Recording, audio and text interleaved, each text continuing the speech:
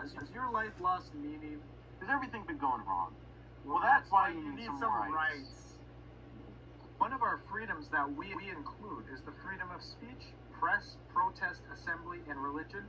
But that's all wrapped into one. Which one? The very first one. All right? Freedom of speech grants you the ability to say whatever to whomever you wish, unless it is a threat on life. All right?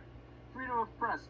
You can put anything in the press. You can put anything, except if it's like, demeaning to a company, or something along the lines. Something that's, if anything that the government won't get mad at, sure. Yeah, exactly.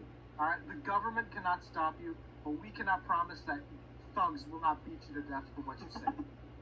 Protest. You can protest the government. You can protest things that you find immoral. It's your choice. Just watch out for that tear gas. Exactly. The freedom of assembly.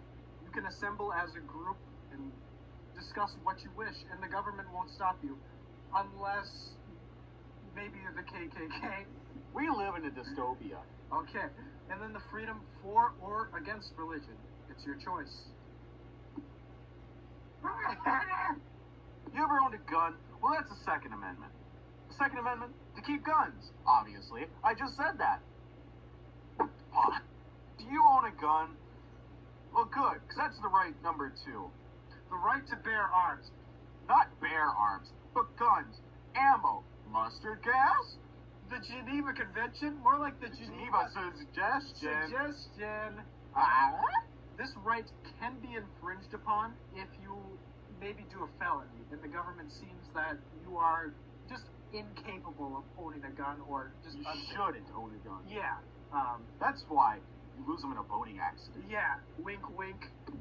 Government officials living in your residence, other than your husband, of course.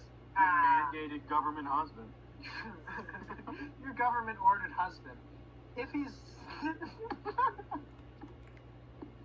Are government officials living in your residence when they're even not supposed to be there? Well, the Third Amendment. Count that 3.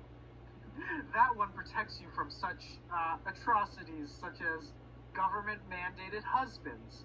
Or soldiers living in your house. Exactly. Our Third Amendment protects you and your loved ones from the government's scary trooper. Right number 4 is unreasonable search and seizure. Obviously, without probable cause or warrants, they can't search you. Search?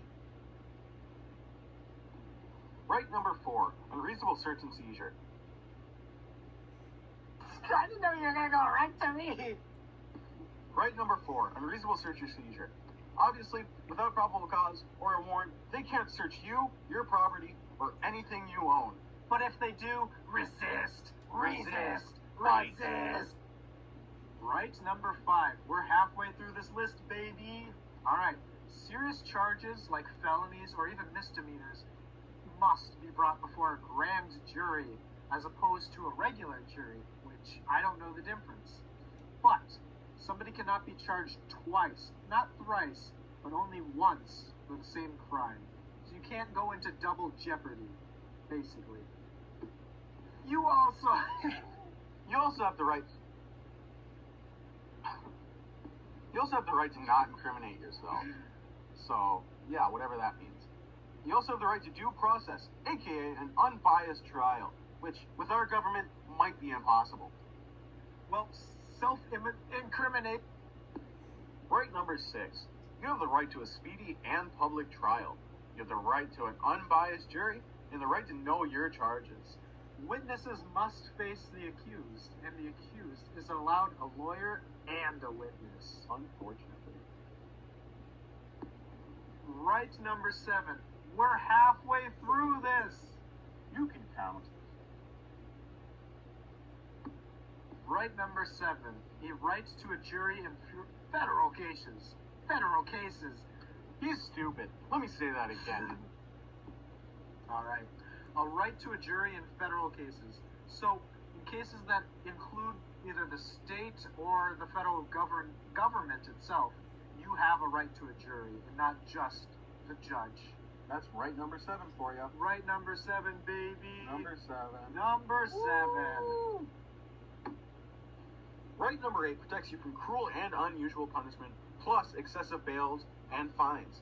So say the judge wants you to stand on a front lawn naked. Well, he can't do that. That is unusual punishment.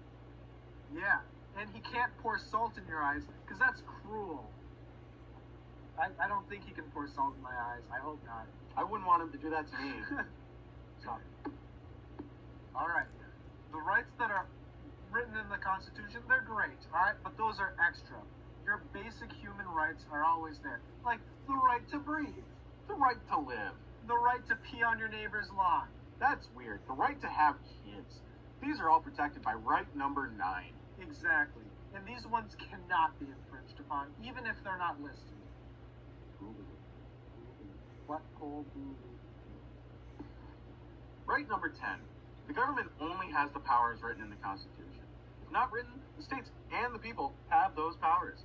Examples of this are each state can choose the way it votes, or if they want or don't want the death penalty. The federal government has no control over that, baby. Texas is great. Keep it up. Well, that's all, folks. The rights, number 1 through 10, that's all you get for 4 low payments of $19.95. They're all great. They're all good. The Spanish Flea is a good song. I think the worst, honestly, is, cruel and unusual punishment, because I don't think that should be a law anymore. Number 2 is probably the best. The right to bear arms. I love guns. Hell yeah, and murder. And murder.